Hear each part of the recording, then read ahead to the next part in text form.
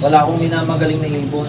Lahat ng alaga ko, pag sinali ko, kung pwede sila itago sa ibang category, tatagos ko sila. Kasi hindi natin masasabi yung uwi ng ibon. Walang panshare na pag sinare niya yung sistema niya sa inyo, ma-acquire niyo. Para sa akin kasi, ang sistema iba-iba.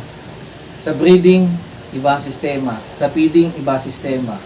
Sa pag-ranging, iba ang sistema. So walang buong isang sistema. Lahat yan nakadepende sa lokasyon ng lock mo.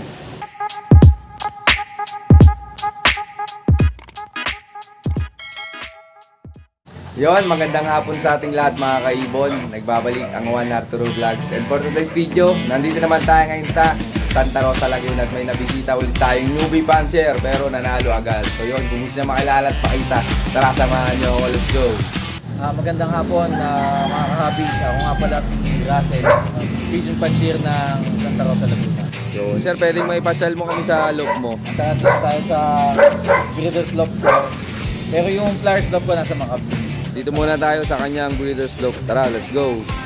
Ito nga pala, welcome kayo dito sa aking breeder's loft. Ito nga pala yung mga current na breeder ko, which is mga mostly ibon ni yung partner ko, si Doc Ted's Teddy Bear Loft. May ilan to, sir? Mga nasa ano to, 20 pairs ang nandito. Yan. Gaganda. Anong karamihan na bloodline nan, sir? Ang mga hawak ni Doc na bloodline, mostly Vandenbroek talaga kasi Vandenbroek ladder sila. So nandito sa akin yung ibon niya si Special One ni Junsi, Global Seated. Mga old line na Emil Dewart, Nixon C na Vandenbroek. Tapos ano pa ba? May Joston ako dito, Double Trace ko. Tapos Lolita line ni Reiso. Yan, mga line ni Reiso, Sablon, saka yung Berkert na bloodline. Yun, ang solid ng mga hawak na bloodline ni sir. Naswertehan lang tayo kasi tiwala sa atin si Doc. Pero may mga gamit din kami mga Taiwan na bird, saka mga Batten bird. Pero dyan sa mga breeder mo, sir, sino yung pinakang matindi na inaalagaan mo dito? Actually, wala pa akong masasabi na Ito, testing pa lang talaga kami. Sa South pa namin malalaman to kung sinong gagalaw o hindi. Pero yung last na ginamit ko na nagpanalo sa akin nung South, breed yun ng ibon yun ng kababata ko, si Mark Mendoza. Shoutout sa'yo. Nagano ko sa Garay, Bulacan. Yun. Pero ikaw po pala, Sir Russell, paano po nahilig sa pagkakalapati? Actually, high school, siyempre. Pag sa Manila ka kasi, common yun yung pagkakalapati. Pero di ako masyadong tumutok doon kasi lumipat na nga kami dito nung magka-college. And then, nagtinuloy lang ng pinsan ko. Silang dalawa nung kababata kong talagang nagtuloy-tuloy sa pag-iibon. Ngayon, na-introduce lang sa akin kasi nasa manukan ko sa Makabling.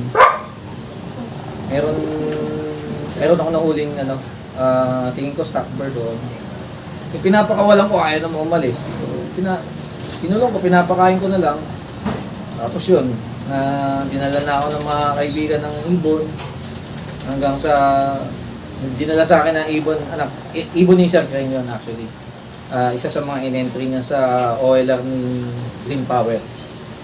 Kaya lang may diferensya. May salpok. Na-breed ko siya.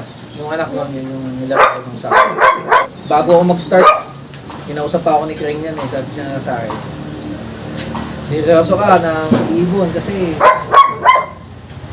sa ibon, isang truck ang kalaban mo, hindi kaya sa manok. Kasi alam niya, magmamanok talaga ako. Saka si Crane nagtatake sa akin noon pa. Bali, ito nga pala, ito yung mga naging achievement ko nung nakarang South Derby race, no?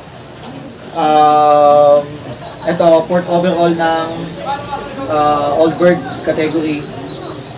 May first overall ako sa off-color kasi nga kulay yung ibon na yun. So, first overall champion siya sa off-color. Then, ito, mga lap winner kasi Ako, masasabi ko sa mga naglalaro, parang naging ano ko kasi, naging reasoning ko, wala akong minamagaling na ibon. Lahat ng alaga ko, pag sinali ko, kung pwede sila itago sa ibang category, tatagos ko sila. Kasi hindi natin masasabi yung uwi ng ibon. Gaya niya, kung i-rank ko siya sa mga ibon ko, sa siyam na ibon ko, mga pang-apat, pang-lima pa siya eh. Pero siya yung umuwi ng alin, yung nakapag-lap winner siya, nakatago siya ng old bird, open young bird, of color. Kaya yun, nakuha niya yung mga lap na yun.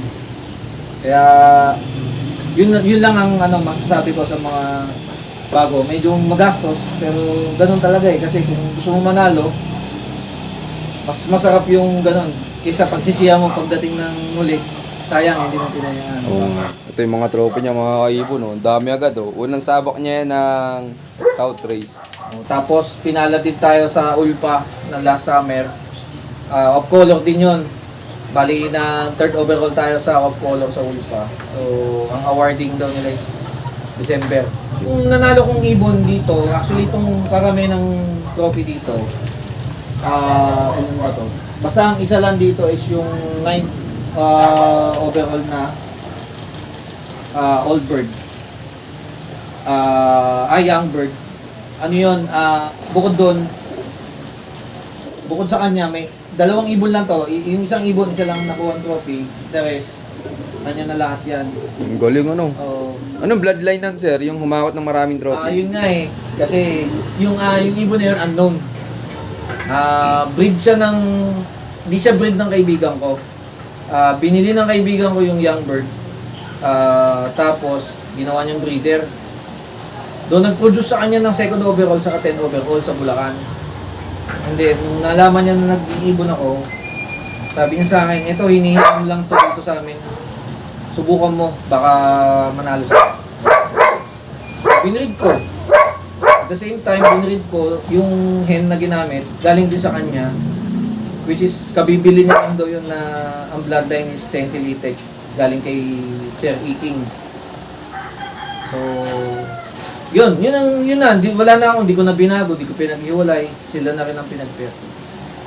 So, awa naman ng Diyos, nanalo sila. Ang isa lang na-obserbahan ko doon sa ibon, siguro, deserve niyo talaga manalo. Yung ganitong panahon, breeding ng south, nandito yung mga sakit, ulan, di ba, pag umulan. Kung tangi yung kapatid ko na hindi nagkasakit. Motibo sir ano.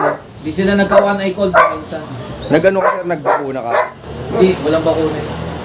Pero nung bago mag-start ang derby, nagbigay ako ng ano sa kanila, ng Lasota. Kasi magpamanok. So, sa akin kasi yung Lasota medyo broad spectrum antibiotic yun. Kumbaga pagka nakasurvive ka doon, baliwala yung mga kura-kuraisa na yan. Saka yung mga sakit sa, lalo sa respiratory. Kaya niya yun. So yun lang, pinahinga ko sila ng 1 week bago sila ulit nilipad. Okay naman.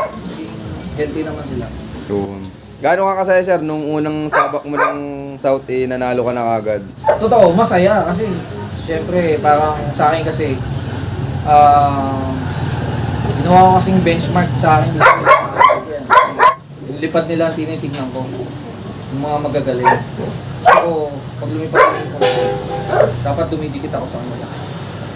Kaya dun, yung pag maglaro ng South, kita ko na kung sino magagaling dito sa Laguna. Madaming magaling. Kaya yung chances mo na makaling. Pero yun nga, para manalo ka, masasabi ko lang, napakahirap manalo kung mga isa dalawang ito lang. At least sana 5, 6. Kasi talagang sa habang tumatagal, mababawasan ng mababawasan.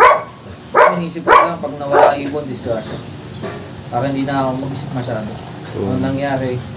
Kaya wala akong magaling na ibon. Lahat, para sa akin, pinigay ko yung 100% ko. Yung lipad sa kanila na yun. Yun, congrats po kay Sir Russell. Yan, Sir Russell, ikaw, anong may bibigay mong payo sa mga kapwa mo newbie panser natin dyan na nanonood? Yun nga, gaya rin ng naririnig ko na advice sa akin ng ang idol natin, si Treng Olea. yung sistema, totoo niyan, ito opinion ko. Walang panshare na pag shinare niya yung sistema niya sa inyo, ma-acquire niyo. Para sa akin kasi, ang sistema iba-iba. Sa breeding, iba ang sistema. Sa feeding, iba ang sistema. Sa pag-ranging, iba ang sistema. So walang buong isang sistema. Lahat yan nakadepende sa lokasyon ng loft mo. Kasi dyan magbabase yung environment. Ano ba yung loft mo? Mahangin, mainit. Doon mo ikaw mismo makakadiscover kung anong sistema magiging applicable sa loft mo. Kasi yung sakit depende rin yan sa lugar. Kaya pwedeng yung isang loft di tinatamaan ng bulutong, sa'yo meron. O kaya hindi siya masyadong nagkakaroon ng one equal, ikaw meron. So ako, ang advice ko lang, maging observant kayo pag nabibisit kayo sa ibang loft. Tignan nyo kung paano yung ginagawa ng mga kaibigan natin na nag-iibon doon. Pwedeng madampot nyo, subukan nyo. Kung okay sa inyo, tuloy nyo. Pero wala talaga makakapagsabi na kahit ako, o kung sino man champion, kahit si Kreng, ilagay sa libro yan, hindi mo makukopya yun kasi magkaiba ng lokasyon. Yun, maraming salamat po Sir Russell. Yan Sir Russell, nasan po pala yung mga ibon mo nung inarera mo na itong nakatatapos lang na South Race? Nung nanalo sa akin ito, yun lang ang masaklap kasi hindi pa sila nakauwi.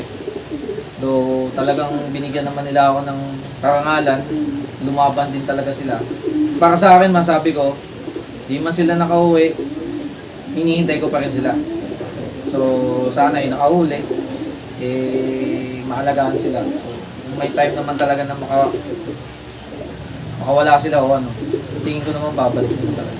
Ayun, maraming salamat po Sir Russell. Yan. Sir Russell, gaano kasaya po ba sa pagkakalapati? Actually, masaya talaga. Parang gaya rin sa manok. Marami kang makiking kaibigan. Pag pumunta ka ng sabungan, marami kang makikilala. Ganon din dito sa mga loading station. Marami kang makikilala. Yun, mga warding. Marami ako nakilala, mga coordinator ng ibang lugar. So, para sa akin, masaya. Maganda siyang, para sa akin na hindi na ako sinayin masyado ng mga outdoor activity. Gusto ko, dito lang ako. So, para sa akin, hindi kasi rin ako sa mga hayop. May ligaw mag-aso. Basta yung may buhay. Hindi ko magalaga ng gabi. Muli, ako nga pala si Russell Rivera sa feeding pension ng Santa Rosa, Laguna. I love this game. Yon, maraming salamat sa patuloy suporta mga kaibon. At siyempre, maraming salamat kay Sir Russell sa pag-unlock na mga pag-look business sa kanya. Yan sir, baka pala may mga gusto kang i-shoutout dyan. Una muna, shoutout sa pamunuan ng Club ng Ipra. The best kayo. Kay Ma'am Diana at kay Sir Aba, Adrian at Katupas. And then, sa partner ko kay Doc Tex, Lady Berlo. Yun, salamat sa tiwala. Sa idol ko kay Sir Kreng Olea dito sa San Lorenzo na laging nakasuporta sa akin. Saka sa tropa natin sa San Lorenzo si Michael Makatulog. Isa sa mga nagtiwala sa atin na i-share yung mga super blue na bundle ko ni Eric Mahalin. Yan, salamat sa lahat. Kay Sir Leo Reyes na SLRPC, salamat dyan sa mga natin, mga kumbaga benchmark. Kailangan kasi ang titignan natin hindi yung kapwa nating panshare, tumingin tayo sa yung mga nananalo, yung lagi nananalo. Yun ang yun ang para sa akin challenge. Kahit man lang dumikit tayo doon, masaya na tayo doon. Medyo pinalo tayo, nananalo tayo agad. So dapat mas galingan pa natin sa susunod. Kaya sana yung mga breed namin ni Doc Teds magkaroon ng magandang resulta. Kaya lahat ng pwede kong magawa na mas masubukan yung mga bloodline na gagawin natin. Yun. Tama. Ayan, abangan natin yung mga susunod na karera ni Sir Russell. So yun, maraming salamat sa patuloy suporta mga kaibon at abangan nyo pa yung mga susunod kong follow-up visits. So yun, keep watching and God bless you all. Thank you.